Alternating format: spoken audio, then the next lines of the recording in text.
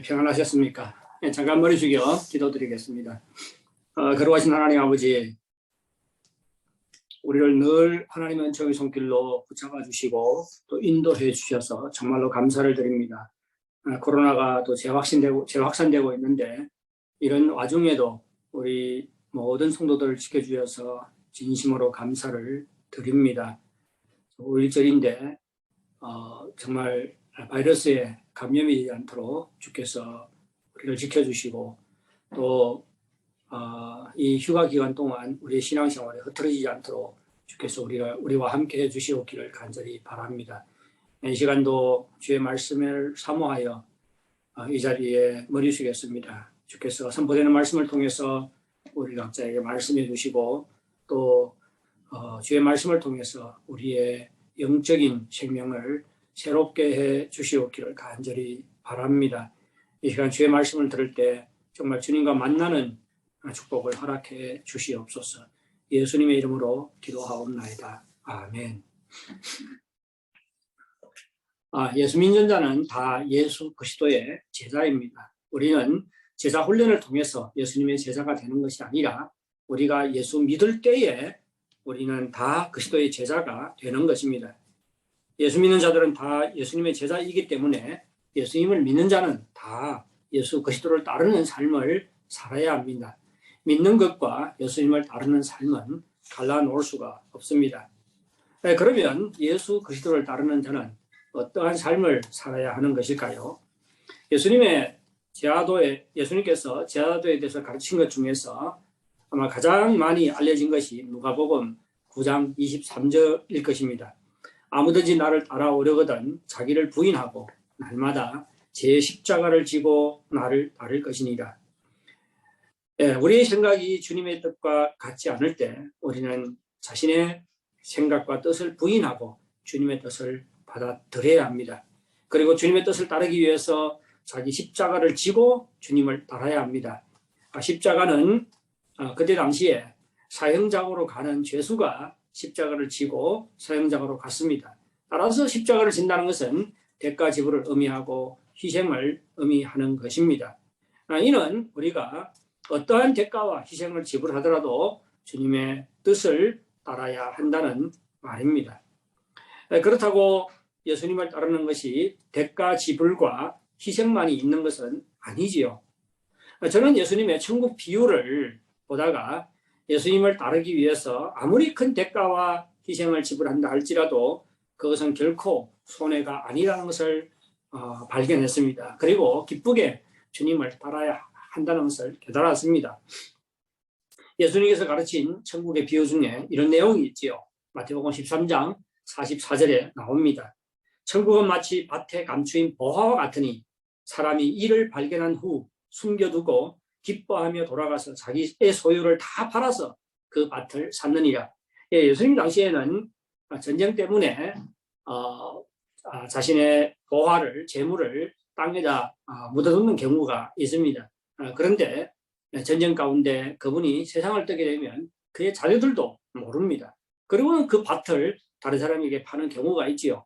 그리고 밭을 사게 되면 그 밭에 묻혀있는 모든 것은 밭을 산 사람의 소유가 됩니다. 그래서 천국은 마치 밭에 감추인 보화 같으니 이렇게 비유를 하고 있지요. 그래서 이 사람이 그 밭에 보화가 감추인 것을 발견하고 자기 모든 소유를 팔아 집도 팔고 재산도 다 팔았습니다. 그리고는 그 밭을 샀어요. 여러분, 어리석습니까? 손해입니까? 다 아니지요. 보화가 감추인 땅을 사기 위해서 자기의 소유를 다 판 것 결코 손해도 아니고 희생도 아닙니다. 마찬가지예요. 우리가 예수님을 따를 때 대가와 희생을 지불해도 그것은 손해가 아니라는 것입니다. 그 때문에요. 우리가 훨씬 많은 것을 얻기 때문입니다. 우리는 천국의 삶을 얻습니다. 하나님의 은혜를 누리게 됩니다. 그리고 장차 정말 영광스럽고 풍성한 천국의 기업을 받게 됩니다. 따라서 우리가 주님을 따르기 위해서 어떠한 대가와 희생을 지불한다 할지라도 그것은 결코 손해가 아닙니다. 우리는 이것을 알고 기쁘게 주님을 따라야 합니다. 저는 요한복음에 기록된 부활하신 예수님과 제 아들의 대화에서 제사도에 대한 또 한 가지 아주 중요한 것을 발견했습니다. 요한복음은 부활하신 예수님께서 제 아들에게 3번 나타나신 것을 기록하고 있지요. 첫 번째 나타나셨을 때에 예수님은 자신이 육체로 살아난 것이 사실이라는 것을 제 아들에게 확인시켜 주었습니다.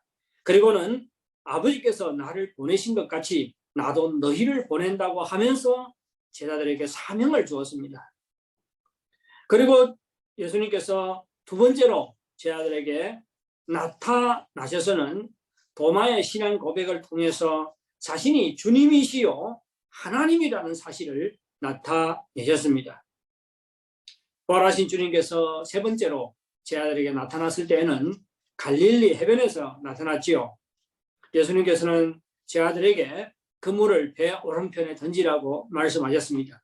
그래서 제자들로 하여금 많은 물고기를 잡게 하셨어요. 그리고는 제자들을 위해서 떡과 그리고 물고기를 구워서 풍성한 아침을 마련해 주었지요. 이것은 무엇을 말해줍니까? 물고기를 잡는 사건은, 잡다라고 하는 사건은 그들을 다시금 사명자로 부르는 것입니다.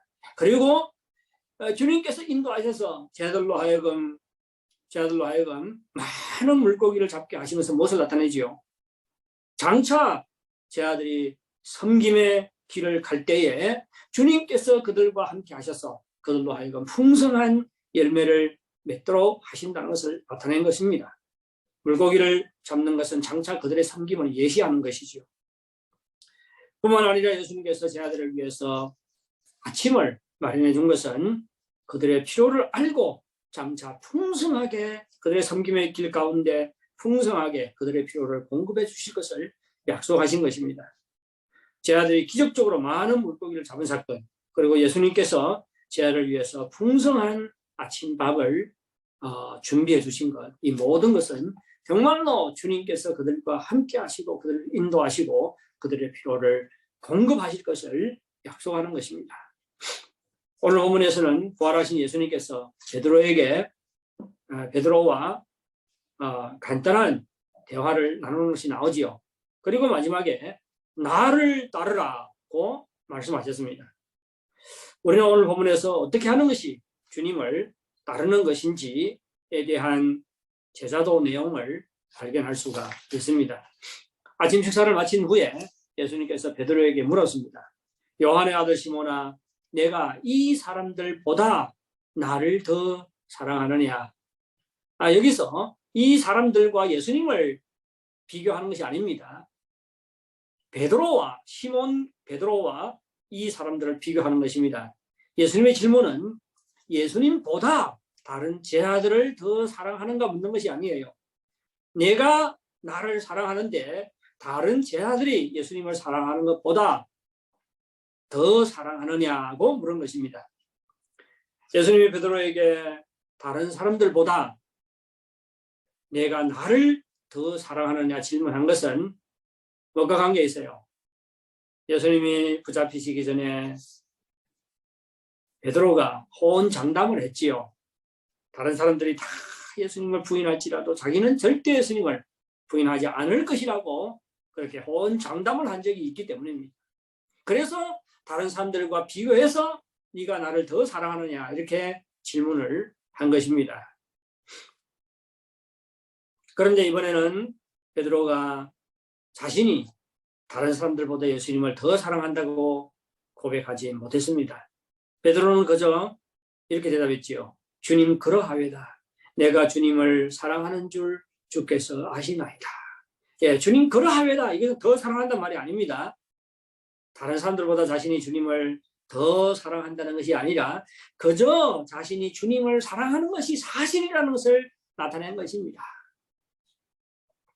더는 내가 다른 사람보다 주님을 더 사랑한다고 그렇게 장담을 하지 못했습니다. 예수님은 베드로에게 연속 3번 똑같은 질문을 하지요. 그래서 3번째 질문을 받았을 때 베드로는 근심해서 대답했습니다. 주님 모든 것을 아시오매 내가 주님을 사랑하는 줄을 주께서 아시나이다. 예수님께서 베드로에게 3번이나 내가 나를 사랑하느냐 질문하고는 그리고는 어떻게 해요? 마지막에 나를 따르라고 말씀하셨지요. 이것은 우리에게 무엇을 말해줍니까? 예수님을 따르는 것이 바로 예수님을 사랑하는 것이라는 것을 말해주는 것입니다. 여러분, 예수님을 따른다는 것은 예수님을 사랑하는 것입니다. 예수님을 따르는 제자로 살아간다는 것은 예수님을 사랑하는 삶을 사는 것입니다. 여러분, 만일 우리가 예수님을 사랑하지 않으면 예수님을 따를 수가 없지요. 예수님께서 베드로에게 3번이나 반복해서 사랑에 대한 질문을 한 것은 사랑이 그만큼 중요하기 때문입니다. 우리가 주님을 사랑할 때만 주님을 따를 수 있습니다. 과거에 베드로는 주님께 어떠한 결심을 발표를 했지요. 다른 제자들이 다 주님을 부인하고 버릴지라도 나는 절대 주님을 부인하거나 버리지 않겠습니다. 이런 다짐을 했습니다. 그리고 베드로는 이렇게 말씀하셨어요. 내가 주와 함께 죽을지언정 주를 부인하지 않겠나이다. 죽을지언정 부인하지 않겠나이다. 거짓입니까? 거짓 고백일까요? 그렇지 않습니다. 그때는 진심이었습니다. 그런데 달기 울기 전에 3번이나 예수님을 부인했지요. 왜 그렇습니까? 저는 예수님에 대한 사랑이 부족했기 때문이라고 생각을 합니다. 여러분, 예수님에 대한 사랑이 없으면 예수님을 따르고 싶은 마음이 있어도 죽을지언정 예수님을 따르겠다고 결단하고 고백한다 할지라도 우리는 결코 제대로 예수님을 따를 수 없습니다. 예수님에 대한 사랑이 없으면 예수님을 끝까지 따르겠다고 결단을 해도 어려움에 부딪히면요 쉽게 넘어집니다. 예수님께서는 예수님을 부인한 베드로에게 3번이나 반복해서 내가 나를 사랑하느냐 이렇게 질문한 것은 예수님을 사랑할 때만 주님을 끝까지 따를 수 있기 때문입니다. 그런데 헬라어에는 사랑이라는 말이 4가지 말이 나와 있어요. 아가페, 그리고 필레오, 스톨케, 에로스 다 사랑을 나타냅니다. 그런데 아가페는 무조건적인 사랑, 그리고 필레오는 형제 간의 친구 간의 사랑, 여우칭을 말하고, 그리고 스톨케는 가족적인 사랑, 에로스는 남녀 간의 사랑 이렇게 구분을 해요. 그런데 꼭 그렇게 쓰이는 것은 아닙니다. 우리가 오늘 본문에 보면 아가페 그리고 필레오 이렇게 사랑이 2가지가 나와요. 예수님께서 아가페적인 사랑을 물었는데 베드로는 필레오 사랑을 대답합니다. 예. 그래서 베드로는 아가페적인 사랑은 그런 확신은 없고 그래도 친구를 사랑하는 것만큼은 사랑하겠다고 대답했다 이렇게 해석을 하는 사람들이 있어요. 그런데 그런 것은 아닙니다. 왜? 아가페와 필레오는 바꾸어서 사용하는 경우가 많기 때문입니다. 주님께서 우리를 사랑할 때도 아가페로 사랑한다는 말이 나온가 하면 또 필레오적인 사랑을 한다 그렇게 나오는 경우가 있습니다. 그래서 이러한 해석을 하는 것은 과도한 해석이라고 많은 신학자들이 지적을 합니다. 어쨌든 하지만 정말로 한 가지 분명한 것은 우리가 주님을 사랑할 때에 끝까지 주님을 따를 수가 있습니다. 여러분 자신을 한번 생각해 보시기 바랍니다. 만일 여러분들이 예수님을 따르는데 실패한 적이 있다면 원인이 무엇이라고 생각을 합니까? 예수님에 대한 사랑이 부족해서 그런 것은 아닙니까? 예수님보다 우리 자신의 욕망이나 욕구나 세상의 것을 더 사랑하기 때문이 아닙니까? 만일 우리가 우리 자신의 욕망을 더 사랑하면 우리 욕망을 만족시키기 위해서 주님의 뜻을 거슬릴 수가 있습니다. 우리가 이 세상을 주님보다 더 사랑하게 되면 이 세상의 것을 얻기 위해서 주님의 뜻을 어길 수가 있습니다. 그리고 우리의 것이 손해보거나 세상 것을 잃어버릴 때에 주님의 뜻을, 주님을 따르는 것을 포기할 수가 있습니다. 뭐 이런 것들이 너무나도 많지요. 너무나도 많습니다. 신앙생활 잘 하다가도 신앙 때문에 손해보거나 좀 어려움을 당하게 되면 금방 어떻게 해요? 아주 신앙생활에 소극적으로 변할 수도 있고 오히려 아예 교회에 나오지 않는 사람들도 있습니다. 사랑이 없기 때문이죠. 하지만 우리가 주님을 사랑하면 상황이 다릅니다. 주님 때문에 손해보아도 주님 때문에 세상 것을 얻지 못해도 주님의 뜻대로 행하고 끝까지 주님을 따릅니다. 한번 생각해 보십시오. 한 여자가 한 남자를 깊이 사랑하면 그 남자가 잘 살지 못해도 그와 함께 있기를 원합니다. 그가 어디를 가든지 따라가기를 원합니다. 우리가 주님을 따르는 것도 마찬가지예요. 우리가 예수님을 사랑할 때에 끝까지 주님을 따릅니다. 손해보아도 잘 살지 못해도 주님을 따라서 살아가는 것입니다. 사랑하는 여러분, 여러분이 주님을 사랑하는지 사랑하지 않는지 확인해 보시기 바랍니다. 만일 주님을 사랑하고 있다면 주님을 얼마나 사랑하는지 또 확인해 보시기 바랍니다. 어떻게 알 수 있지요? 만일 여러분이 주님을 사랑한다면 주님을 가까이 합니다. 가까이 하기를 원합니다. 그리고 주의 뜻을 행하기를 기뻐합니다. 우리는 이 두 가지를 통해서 우리가 얼마나 주님을 사랑하고 있는지를 확인할 수가 있습니다. 우리 중에는 주님을 사랑하지만 많이 사랑하고 있다고 고백하지 못하는 사람들이 대부분일 것입니다. 그렇다면 주님을 더 깊이 사랑하게 해달라고 기도하시기 바랍니다. 그리고 주님을 사랑하는 마음으로 주의 뜻을 행하고 주님을 따르는 제자의 삶을 살게 해달라고 기도하시기 바랍니다. 주님을 따르는 것은 주님을 사랑하는 것입니다. 여러분, 예수님께서는 베드로에게 3번이나 반복해서 내가 나를 사랑하느냐? 라고 질문을 했지요. 베드로는 매번 어떻게 대답합니까? 내가 주님을 사랑하는 줄 주께서 아시나이다. 이렇게 대답했습니다. 근데 베드로가 또 매번 이렇게 대답할 때마다 예수님께서는 베드로에게 한 가지 요구를 제출했지요. 내 양을 먹이라. 3번이나 반복해서 베드로에게 내 양을 먹이라고 그렇게 요구를 했습니다. 누가 양이지요? 모든 믿는 자는 다 예수님의 양입니다. 따라서 내 양을 먹이라는 것은 다른 성도들을 돌보고 섬기고 사랑하라는 말이지요.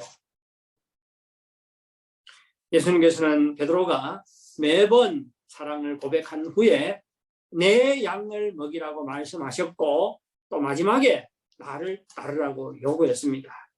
이는 예수님에 대한 사랑이 성도들에 대한 사랑으로 나타나야 함을 말합니다. 그렇죠? 내가 나를 사랑하느냐? 예, 사랑합니다. 내 양을 먹이라. 주님께 대한 사랑이 다른 성도에 대한 사랑으로 나타나고 실천돼야 하지요. 예. 그리고 이 말씀을 마친 다음에 예수님께서는 베드로에게 자기를 따르라고 요구를 했습니다.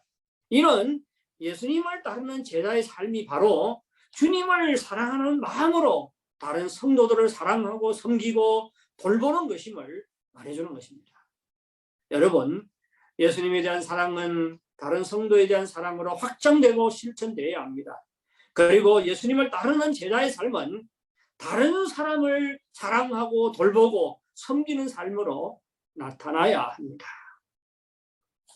야고보서 1장 27절은 이렇게 말합니다. 하나님 아버지 앞에서 정결하고 더러움이 없는 경건은 곧 고아와 과부를 그 환난 중에 돌보고 또 자기를 지켜 세속에 물들지 아니하는 그것입니다. 참된 경건은 어떤 것이라고요? 참된 경건은 고아와 과부를 그 환난 중에 돌보고, 고아와 과부는 가장 연약하고 가난하고 비천한 사람들을 말합니다. 우리가 가장 연약하고 가난하고 비천한 고아와 과부 같은 사람들을 돌보고 섬기고 사랑할 때에 참으로 경건한 신앙을 가지고 있다고 말하는 것입니다. 참으로 예수님을 따른다는 것이지요.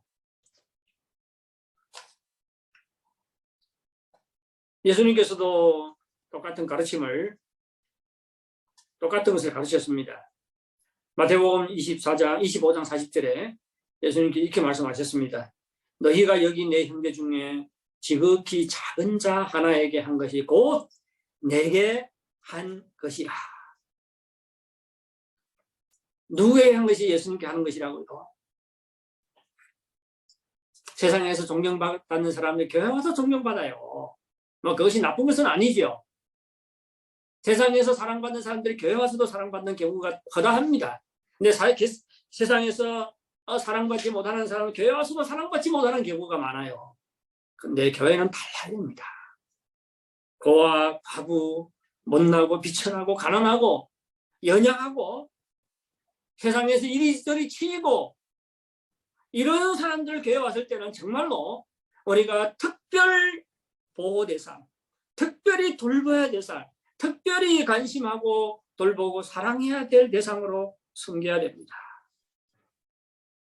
이런 사람에게 하는 것이 주님께서는 바로 나에게 하는 것이라고 말합니다. 뭐 잘 나가고 성공하고 잘 살고 그런 사람에게 하는 것이 나에게 하는 것이라고 예수님께서 말하지 않아요. 오히려 가장 비천하고 연약하고 가난한 작은 자에게 한 것이 바로 나에게 한 것이라고 예수님께서 그렇게 말씀하고 있는 것입니다. 우리 교회가 돌보는 장애인들이 있지요. 합하면 5명입니다. 그리고 우리 교회에서 구제사역을 아주 중요하게 생각을 해요. 가난한 사람들 도와줍니다. 왜 그래요? 그분들에게 하는 것이 바로 주님을 섬기는 것이기 때문입니다. 주님께서 그분들에게 하는 것이 바로 나를 섬기는 것이라고 그렇게 말씀하셨습니다. 다른 사람을 사랑하고 돌보고 섬기는 것이 바로 주님을 섬기는 것이고 주님을 따르는 것입니다. 형제자매 여러분, 우리가 매주일 함께 모여서 하나님께 예배를 드립니다. 너무 중요해요. 예배는 너무 중요합니다. 하지만 우리가 매주일 하나님께 예배를 드리고 하나님을 찬양하고 하나님께 기도해도 다른 사람에게 한 관심이 없으면 제대로 주님을 믿는 것이 아닙니다. 신앙생활은 하나님만 찬양하고 예배하고 기도하고 그런 것이 아니에요. 주님께 대한 우리의 사랑은 다른 사람에 대한 사랑으로 나타나야 되고 확장되어야 합니다. 우리가 주님을 사랑할 뿐만 아니라 주님께서 우리에게 지체로 준 다른 성도들을 관심하고 섬길 때에 우리가 주님을 따르는 제자의 삶을 사는 것입니다. 사실 주님께 대한 사랑과 다른 형제 자매에 대한 사랑은 갈라놓을 수가 없지요. 주님을 사랑하는 자는 다른 형제 자매를 사랑합니다. 다른 형제 자매를 사랑하는 자가 참으로 주님을 사랑하는 것입니다. 요한일서 4장 20절 21절은 이렇게 말합니다. 보는 바 그 형제를 사랑하지 아니하는 자는 보지 못하는 하나님을 사랑할 수 없느니라. 우리가 이 계명을 주께 받았나니 하나님을 사랑하는 자는 또한 그 형제를 사랑할지니라. 주님께 대한 사랑과 형제에 대한 사랑은 갈라놓을 수 없습니다. 따라서 우리가 주님께 관심을 가지는 만큼 하나님께서 우리에게 지체로 준 분들에게 관심을 가질 수 있기를 바랍니다. 그리고 기회가 있을 때 그들을 관심하고 섬기고 사랑할 수 있기를 바랍니다. 저는 참으로 사랑이 부족하다고 생각을 해요. 참 사랑이 부족합니다. 이름은 정리인데 정리 없다고 제 집사람이 늘 이야기를 하지요. 사랑이 중요한 것을 알고도 정말로 목사로서 주님께서 보내주신 모든 성도들을 사랑해야 한다는 것을 알지만 잘 사랑하지 못합니다. 그래서 정말 주님을 더욱 사랑하게 해달라고 그리고 형제 자매들을 더 사랑하게 해달라고 하는 것이 제 가장 큰 기도 제목입니다. 우리 주님은 주님을 사랑하는 자에게 양떼를 맡기기를 원하지요. 보십시오. 내가 나를 사랑하느냐 주께서 내가 주님을 사랑하는 주께서 하시나이다. 그러니까 어떻게 해요? 내 양을 먹이라고 하던 이는 무엇이지요? 주님을 사랑하는 자에게 그리고 양떼를 사랑하는 자에게 주님을 사랑하는 자에게 양떼를 맡기기를 원합니다.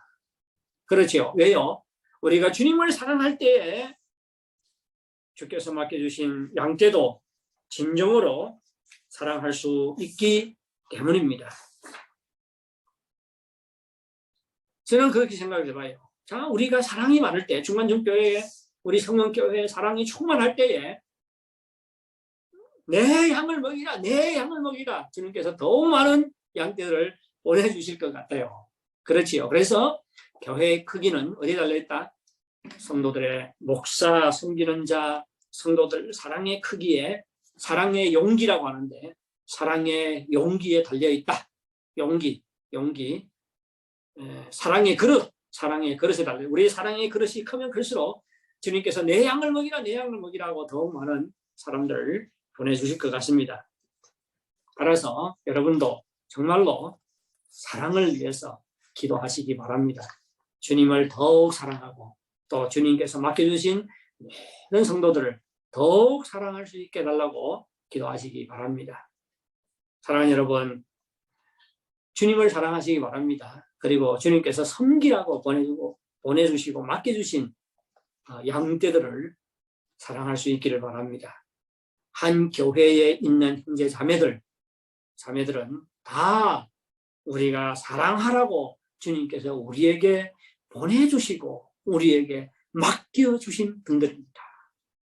이러한 시각을 가지고 우리 주변의 형제 자매들을 바라보시기 바랍니다. 그리고 더욱 사랑할 수 있기를 바랍니다. 좀 마음에 들지 않는다고 삐지고 미워하고 그러라고 주님께서 보내주신 거 아니에요. 뭐 하라고 보내주셨습니까? 더 사랑하라고, 그렇지요? 사랑하라고, 섬기라고, 돌보라고, 관심을 가지라고 우리에게 보내주시고 우리에게 맡겨주신 분들입니다. 이러한 시각과 이러한 마음을 가지고 주변의 지체들을 바라보시고 또 더욱 사랑할 수 있기를 바랍니다. 주님을 따르는 것은 주님을 사랑하는 것이고 주께서 맡겨주신 형제 자매들을 사랑하는 것임을 살펴보았습니다. 그러면 마지막으로 우리 한 가지 생각해 보겠는데 왜 주님께서 우리가 주님을 따르기를 그토록 바라시는 것일까요? 왜 그럴까요? 우리가 예수 믿고 예배드리면 되지 왜 꼭 주님을 따라야 돼요? 주님께서는 우리가 주님을 믿을 뿐만 아니라 정말로 주님을 따르는 삶을 살기를 바라십니다. 왜 그럴까요? 만일 한 형제가 한 자매를 사랑하게 되면 그 자매도 자기를 사랑하기를 간절히 바랍니다.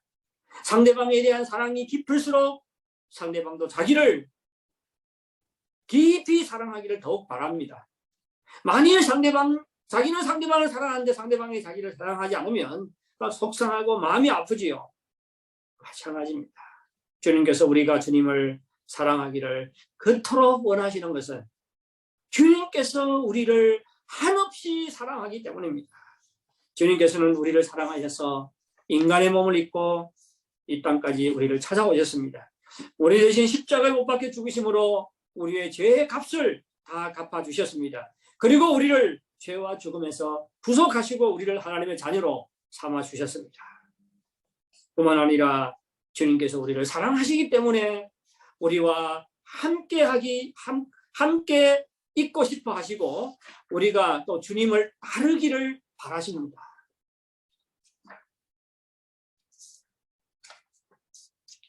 만일 두 사람이 서로 사랑하면 함께 있고 싶어 하지요. 함께 살고 싶지요. 함께 또 같이 시간을 보내기를 원합니다. 예. 함께 일하고 싶어 해요. 사랑하는 사람과 함께 있고 싶고 함께 살고 싶고 함께 같이 일하고 싶고 그러는 것이 인간의 마음입니다. 주님께서도 우리를 사랑하기 때문에 우리와 함께 있고 싶어 할 뿐만 아니라 그래서 우리가 주님을 따르기를 바라지요. 뿐만 아니라 우리와 함께 일하기를 원합니다. 우리와 동역하기를 원해요. 그래서 우리에게 양떼를 맡겨주시고 우리로 하여금 섬기고 사랑하라고 한 것입니다. 주님께서 내 양을 먹이라고 하는 것은 작은 목자가 되라는 것이지요. 작은 목자가 되라는 거예요. 그런데 주님은 선한 목자입니다. 따라서 주님의 양을 먹이라는 것은 소목자가 되어서 주님과 함께 일하고 동역하자는 말입니다. 그런데 우리 주님은 부족한 것이 없잖아요. 우리의 도움이 필요하지 않습니다. 그럼에도 불구하고 우리와 동역하기를 원하는 것은 우리와 함께 있고 우리와 함께 그의 양떼를 돌보기를 원하는 것은 뭐 때문에요? 우리를 깊이 사랑하고 있기 때문입니다. 따라서 주님을 사랑하고 주님의 양떼를 먹이라는 주님의 부르심을 부담으로 생각하지 마시기 바랍니다. 이러한 부르심은 얼마나 큰 은혜인지 모릅니다. 이러한 부르심을 통해서 주님께서 우리를 얼마나 사랑하는가를 깨달을 수 있기를 바랍니다. 그래서 정말로 감사와 기쁜 마음으로 주님을 따를 수 있기를 바랍니다. 전하는 데 의하면 베드로는 네로 황제 때에 붙잡혀서 십자가에 못 박혀 순교를 당했습니다. 그 코바디스라는 영화가 있어요. 중국말 제목으로는 로마 펀정지입니다. 로마 펀정지. 그 영화를 보면 베드로가 붙잡히고 또 순교하는 장면을 우리에게 보여주고 있습니다. 로마 황제 네로지요. 네로는 구로마 시가지에 불을 지핍니다. 불을 놓아요. 그리고 그 불타는 장면을 보면서 막 시를 짓고 그래요. 미치광이죠. 근데 구로마 시가지가 불에 다 탔습니다. 그러니까 사람들이 막 누가 이랬는지 막 들고 일어날 거 아닙니까? 네로 황제가 자기 위치가 위태롭잖아요. 그래서 이 누명을 그리스도인들에게 씌웁니다. 왜? 그리스도인들이 장차 주님께서 불로 심판한다고 했으니까 이들이 불을 놓았다. 그래가지고 그리스도인들에게 이 누명을 뒤집어 씌웁니다. 그래서 그때부터 혹독한 핍박이 시작이 돼요. 로마 도시에 있는 그리스도인들이 붙잡혀서 사자밥이 되고 또 십자가에 못 박혀 죽고 또 십자가에 못 박혀 죽은 다음에 거기에다 기름을 부어가지고 어둠을 밝히는 횃불이 됩니다. 베드로는 성공적으로 로마 성에서 탈출을 하지요. 그런데 부활하신 주님께서 도망가는 베드로에게 나타났습니다.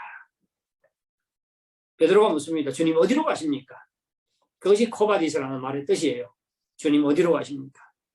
부활하신 주님께서 베드로에게 말해요. 나는 나의 백성들이 핍박받고 있는 로마로 간다고 이야기합니다. 베드로는 도망가고 있는데 주님께서는 다시 어떻게 해요? 로마 성으로 돌아가고 있어요. 이 말을 들은 베드로 그 자리에서 발걸음을 돌리지요. 그리고는 로마로 들어갑니다. 죽을 것을 분명히 알면서도 붙잡혀 죽을 것을 분명히 알면서도 로마 성으로 들어가요. 그리고 그 기독교인들이 사자밥이 되고 있는 그 경기장 안으로 들어갑니다. 그러고는 거기서 사자밥이 될 그 위기에 있는 그 그리스도인들을 향해서 끝까지 믿음을 지키라고 격려를 하는 장면이 나와요. 이것이 사실인지는 모르겠지만 베드로가 그래서 붙잡힙니다.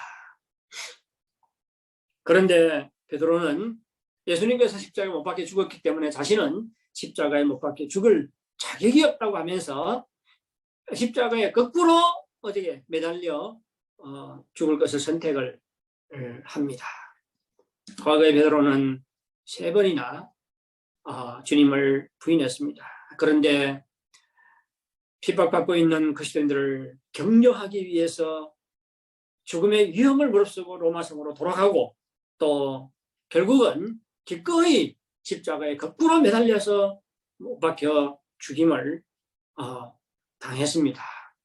왜 이렇게 변했을까요? 그의 마음에 주님을 향한 사랑이 있었기 때문입니다. 사랑하는 성도 여러분, 주님을 따르는 것은 주님을 사랑하는 것입니다. 주님을 따르는 것은 주님께서 맡겨준 영혼들을 섬기고 사랑하는 것입니다. 주님을 더욱 사랑할 수 있기를 바랍니다. 또 주님을 사랑하는 마음 때문에 주께서 보내주시고 맡겨주신 영혼들을 귀히 여기시고 더욱 사랑할 수 있기를 바랍니다. 그리고 정말로 우리가 주님을 따르기를 바라는 그 주님의 마음이 우리를 향한 사랑인 것을 깨달을 수 있기를 바랍니다. 주님께서 우리를 사랑하기 때문에 우리가 주님을 따르기를 바라고 또 주님을 사랑하기를 바라고 우리가 작은 목자가 돼서 주님과 함께 동력하기를 바라십니다. 그래서 늘 감사와 기쁜 마음으로 주님을 따르고 주님과 함께 동력할 수 있기를 바랍니다. 우리 다 같이 찬양 부르고 같이 기도하도록 하겠습니다.